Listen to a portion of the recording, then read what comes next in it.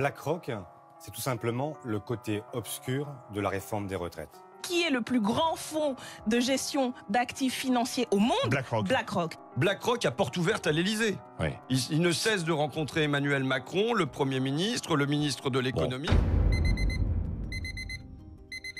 Le réveil sonne, vous rappelant que la journée a déjà commencé avant même que vous n'ayez ouvert les yeux. Vous vous lamentez brièvement sur votre manque de sommeil, mais la vie moderne n'attend pas et il faut se lever pour démarrer la journée. Et avec un soupir, vous déverrouillez votre iPhone pour voir les notifications qui ont afflué pendant la nuit. Parmi elles, un email d'Amazon annonçant que la livraison de votre colis a été faite. Un sourire fugace traverse votre visage alors que vous vous souvenez de votre commande passée la veille. La magie de la livraison en une nuit, pensez-vous ironiquement. Jetant un coup d'œil à l'autre bout de la pièce, vous réalisez que l'heure avance plus rapidement que vous ne le souhaitez. Il est déjà 8 h du matin et vous devez être au travail dans 1 heure. Vous vous emparez donc de votre ordinateur Microsoft pour parcourir rapidement vos emails, sachant que chaque seconde compte. Pas de temps pour le petit déjeuner, aujourd'hui vous opterez pour un rapide arrêt chez Starbucks en route vers le travail. Mais imaginez un instant que chaque entreprise avec laquelle vous avez interagi au cours de cette première heure de votre journée est étroitement liée en grande partie à une seule entité. BlackRock, l'hydre à 9 têtes. Vous avez peut-être déjà entendu parler de BlackRock, peut-être même vu des vidéos complotistes sur YouTube prétendant que cette entreprise contrôle le monde. Mais la réalité est bien différente. Laissez-moi vous montrer pourquoi tout ce que vous croyez savoir sur BlackRock est loin de la vérité. Mais avant de plonger dans ce sujet, parlons de données. Vous le savez tout autant que moi, chaque clic, chaque recherche sur Internet est minutieusement enregistrée par des entreprises avides de collecter des informations sur vous. Ces données sont ensuite vendues à des courtiers qui les monnaient au plus offrant ou les perdent lors de piratage de données. Et selon un rapport du Identity Theft Resource Center, les violations de données ont augmenté de près de 70% en 2021 par rapport à l'année précédente et la tendance à la hausse se poursuit. Nous connaissons tous des gens qui ont vu leurs données être piratées et qui ont été inondés de publicités personnalisées provenant de sociétés douteuses ou frauduleuses, ou bien peut-être vous personnellement avez expérimenté cela. Eh bien vous l'aurez compris, c'est à travers ces piratages informatiques que les escrocs obtiennent vos informations les plus privées. Numéro de téléphone, nom, prénom, adresse et j'en passe. Et c'est aussi pour cela qu'on vous appelle tous les jours pour vous vendre des choses dont vous n'avez pas besoin, ou encore vous recevez des SMS vous disant que votre colis était arrivé et qu'il fallait valider la commande alors que vous n'avez jamais rien commandé. Mais revenons à notre sujet. Imaginez que chaque aspect de votre vie, chaque interaction numérique soit influencée par une seule entreprise, BlackRock.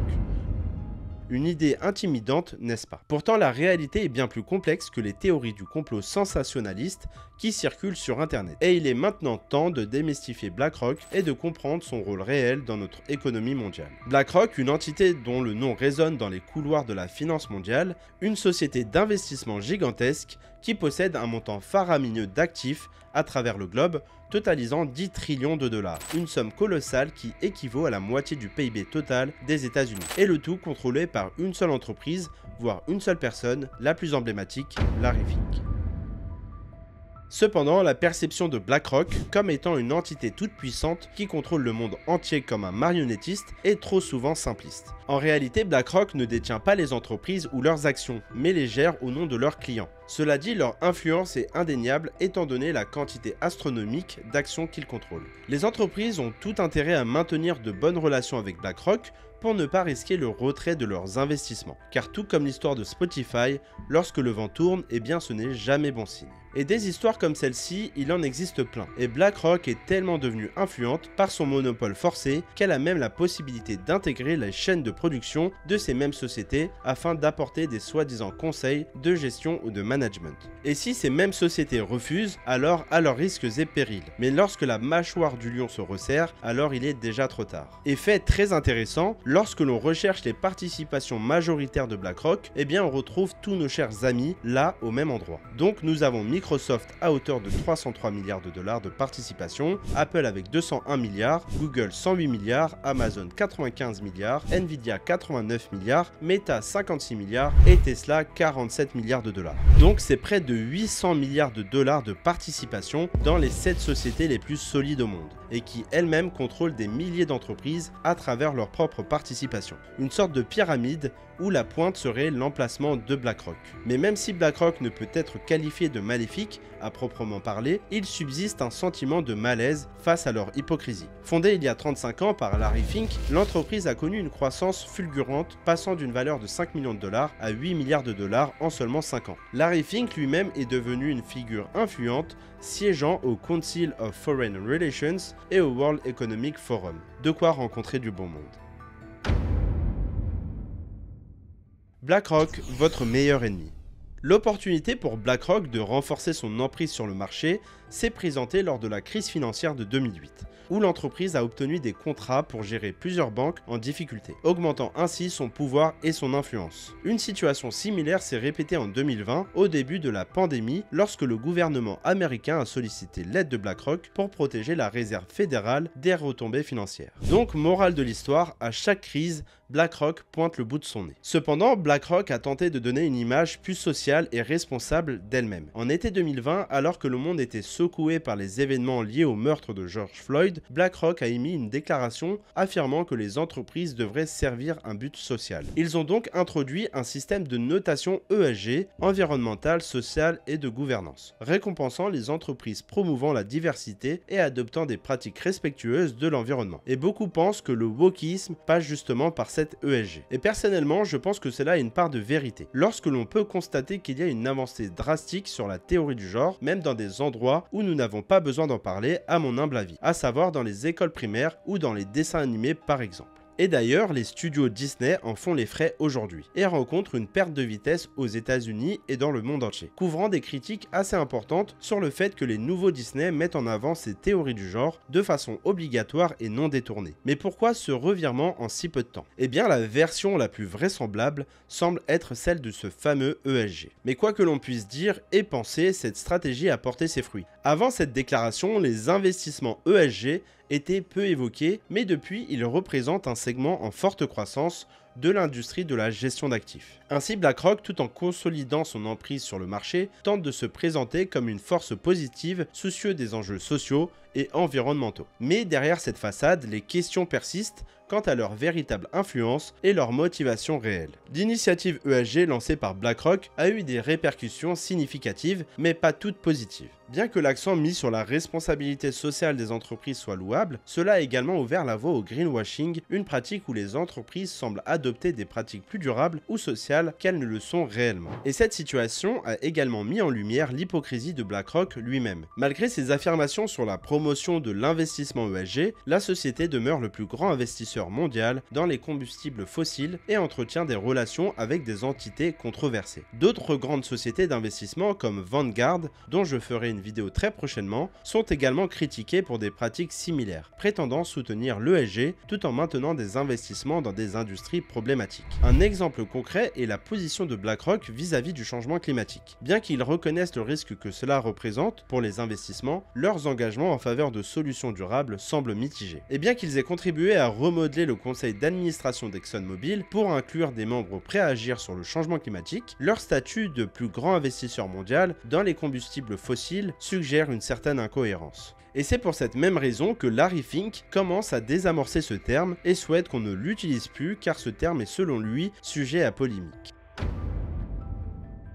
BlackRock, finance, guerre et jeux de pouvoir. Le cas des investissements dans l'industrie de l'armement est également révélateur. BlackRock, tout en condamnant la violence armée, détient des participations importantes dans des fabricants d'armes tels que Stern Ruger et Vista Outdoor. Malgré des déclarations sur la nécessité pour ces entreprises d'améliorer la sécurité, il reste des doutes quant à un réel changement politique. De plus, à l'étranger, les fonds de BlackRock investissent massivement dans des entreprises en armement, alimentant ainsi l'industrie de la défense et de l'aérospatiale à travers le monde. Ces entreprises soutenues par BlackRock reçoivent souvent d'importants contrats gouvernementaux et contribuent ainsi à la perpétuation de la violence à l'échelle mondiale. Et d'ailleurs, autre fait intéressant, BlackRock favorise indirectement l'armement à travers ses différentes participations, chose qu'elle a le droit de faire mais qui selon moi n'est pas éthique. Mais d'un autre côté, en 2023, Larry Fink, lors d'une rencontre avec le président ukrainien Volodymyr Zelensky, dit, et je cite, « coopérer pour la reconstruction de l'Ukraine ». En résumé, bien que BlackRock et d'autres sociétés d'investissement cherchent à se présenter comme des acteurs responsables, leurs actions réelles suscitent des interrogations quant à leur véritable engagement envers la durabilité sociale et environnementale.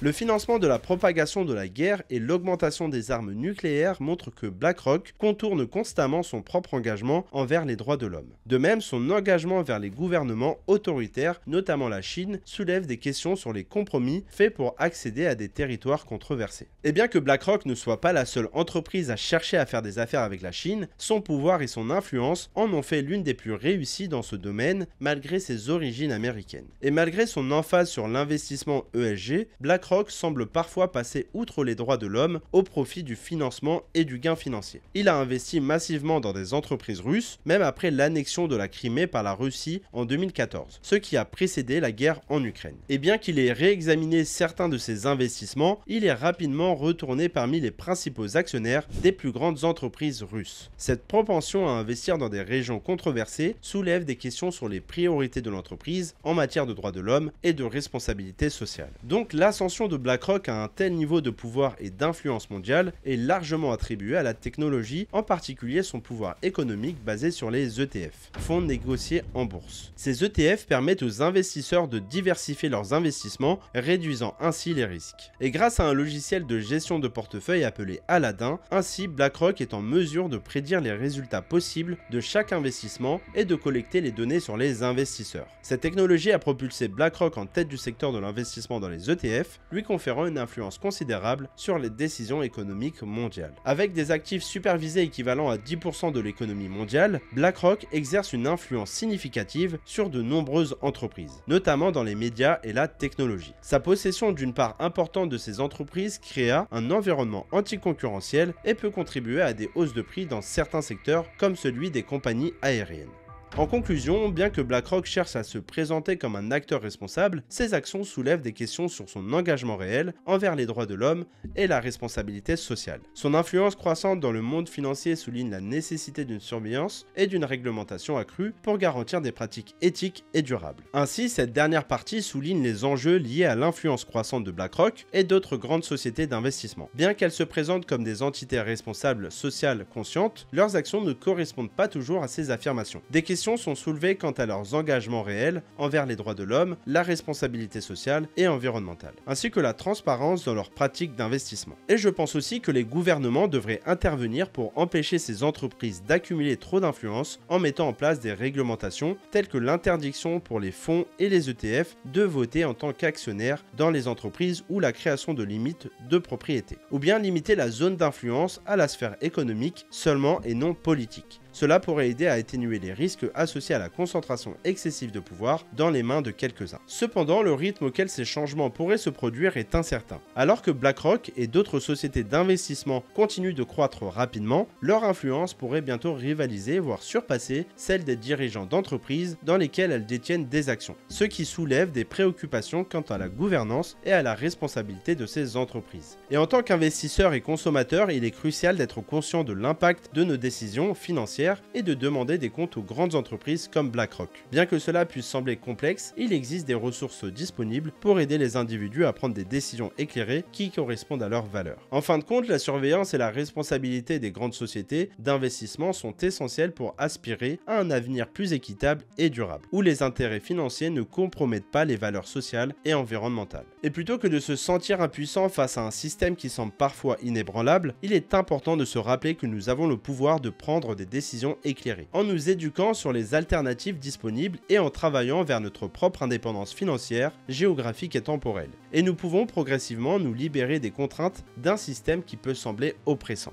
Ensemble, nous avons le pouvoir de créer un avenir financier plus équitable et plus durable, et j'ai le plaisir de vous inviter à rejoindre ma newsletter où je parle de business et des moyens pour s'affranchir de ce système qui vous sous-évalue. Car je pense véritablement que nous vivons dans une société qui souhaite réduire au maximum votre valeur pour ne laisser que les miettes. Et mon envie avec cette newsletter est de vous montrer qu'il existe des alternatives à tout cela. Quoi qu'il en soit, le lien se trouve dans la description et je vous retrouve de l'autre côté. En attendant, merci d'avoir regardé cette vidéo, n'hésitez pas à la commenter et je vous dis à la prochaine vidéo. Portez-vous bien d'ici là, ciao.